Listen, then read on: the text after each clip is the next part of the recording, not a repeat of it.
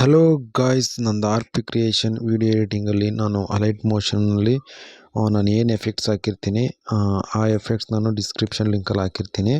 ನನ್ನ ಚಾನಲ್ನ ಯಾರು ಸಬ್ಸ್ಕ್ರೈಬ್ ಮಾಡ್ಕೊಂಡಿಲ್ವೋ ಪ್ಲೀಸ್ ಸಬ್ಸ್ಕ್ರೈಬ್ ಮಾಡ್ಕೊಳ್ಳಿ. ಹಾಗೆ ಲೈಕ್ ಮಾಡಿ, ಶೇರ್ ಮಾಡಿ, ಕಮೆಂಟ್ ಮಾಡಿ.